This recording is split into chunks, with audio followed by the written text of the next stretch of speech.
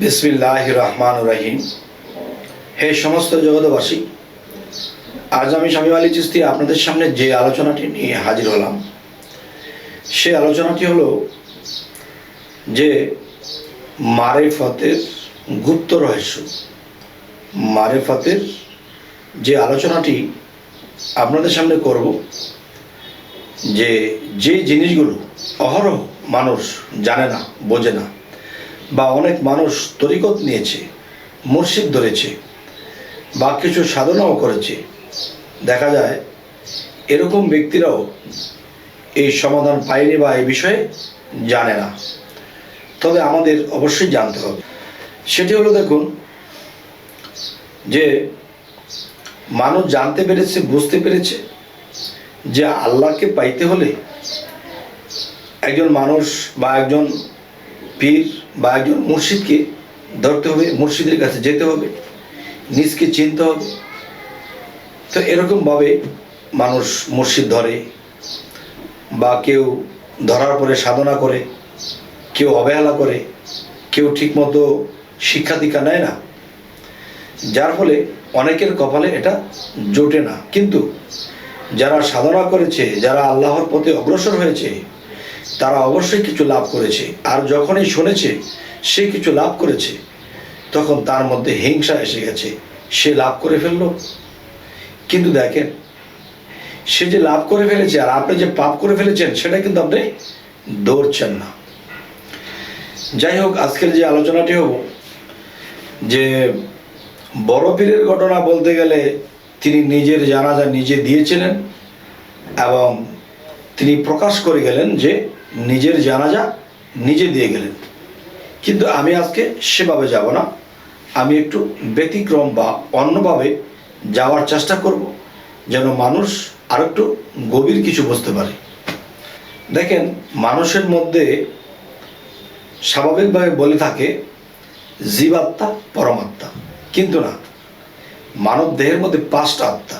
সেই 5টা আত্মা কিভাবে? যে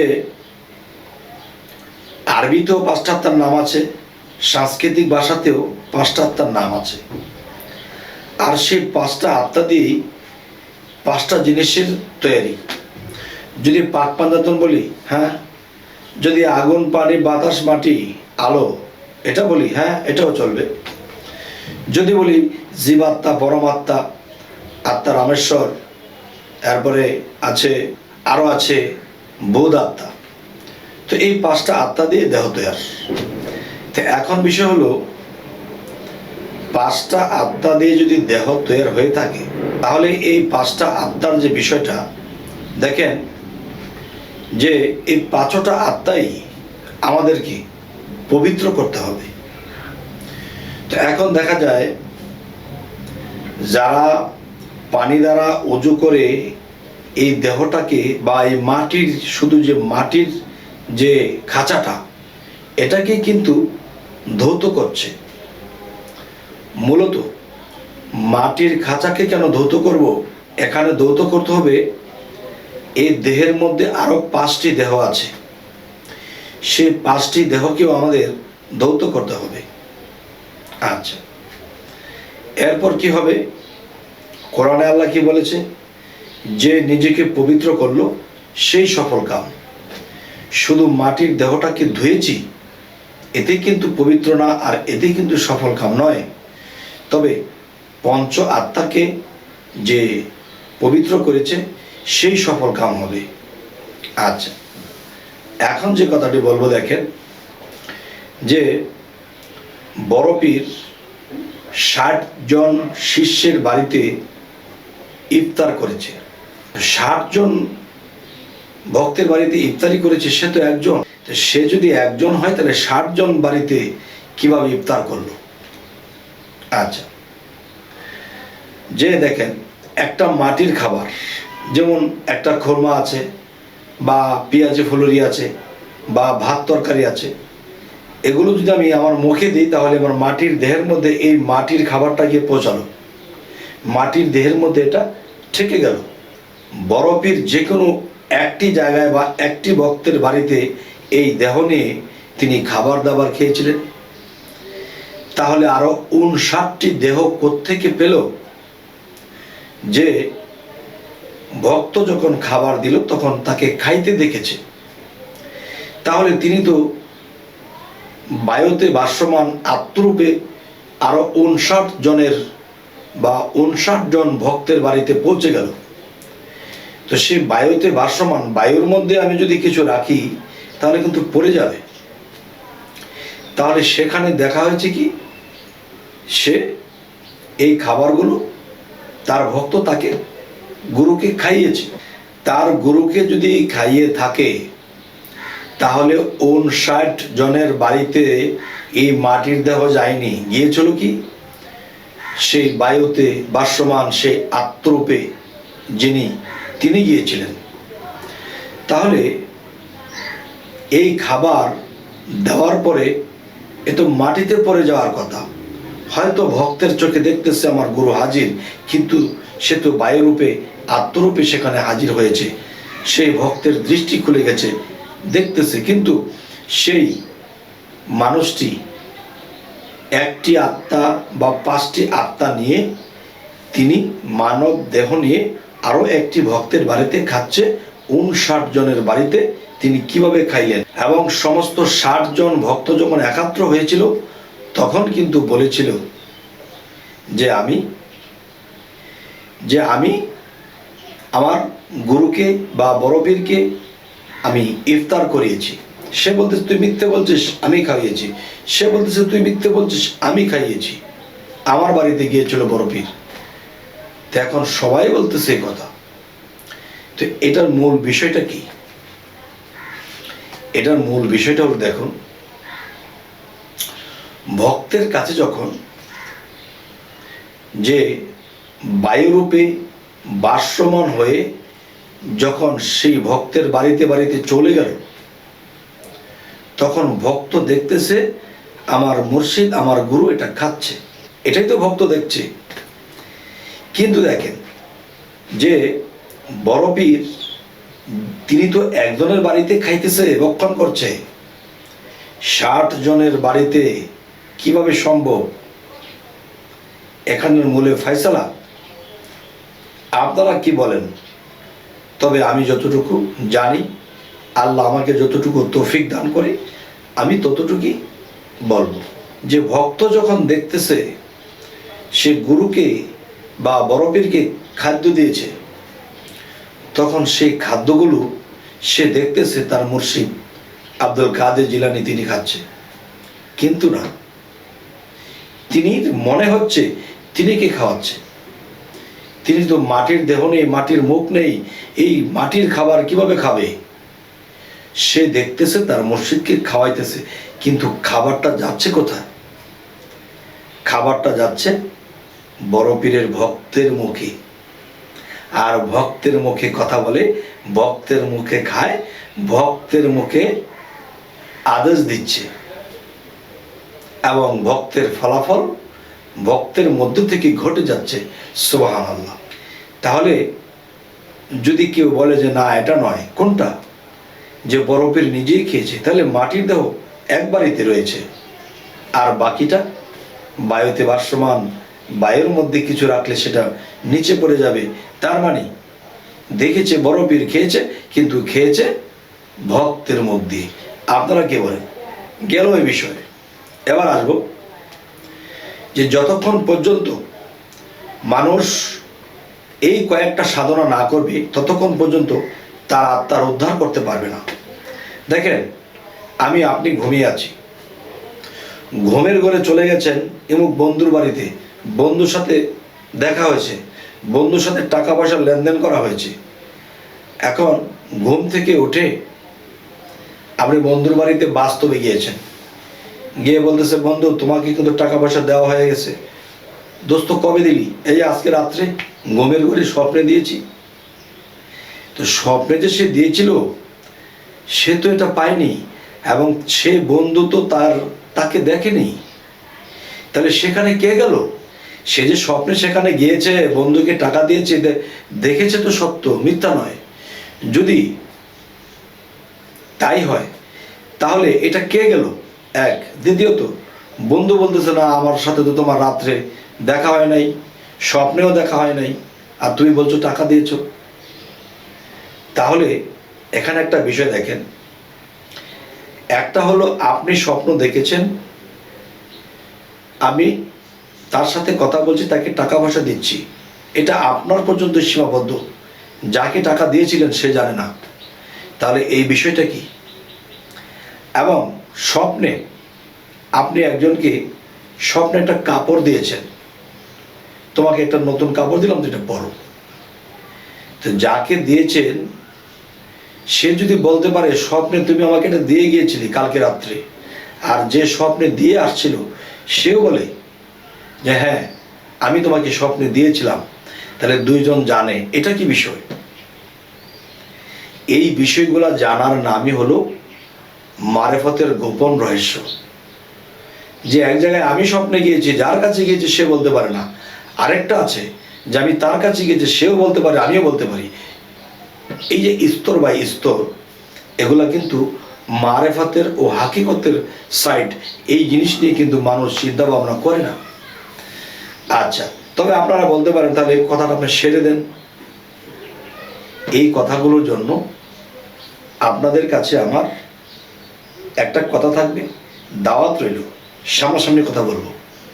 ইউটিউবে সব কথা বলা যায় না, তবে হ্যাঁ যার যার মসজিদ আছে এই কথাগুলো জেনে নিতে পারেন। আচ্ছা, তবে আপনারা বলতে পারেন যে তাহলে আপনি বললেন কেন? দেখেন, পুঁজি থাকলে ব্যবসা হয়। কিরকম? আপনি আপনার মসজিদের বাড়িতে গিয়েছেন, এখন যাওয়ার পরে কিছুই মনে নাই, কি জানি বলবো, বাড়িতে আসছে পড়ছেন, বাড়িতে আসার পরে করে এই আমার গুরুকে তো এই কথাটা জিজ্ঞাসা করতাম, আহারে মনেই নাই, বা আমি জিজ্ঞাসা করব কি তা আমি কোনো জিজ্ঞাসার মতো কোনো কথা খুঁজে পাই নাই। তখন কি হলো যে পুঁজি ছিল না, কি জিজ্ঞাসা করবেন? পুঁজি প্রয়োগ করলে কিছু আসে। আমার মসজিদকে আমি কিছু বলতাম, আমাকে কিছু দিত, বলতে পারি নাই। তাহলে আজকের এই কথাটা আপনাদের পুঁজি হিসেবে কাজ করবে যারা এই বিষয়টা না জানেন। এবার আসি, মানুষের ভিতরে মানুষ, তার ভিতরে সাই, তারে পাইবার জন্যই কিন্তু আমরা মসজিদ ধরতে যাই। এখন আমি মানুষ, তার ভিতরে একটা মানুষ, তার ভিতরে আরেকটা মানুষ।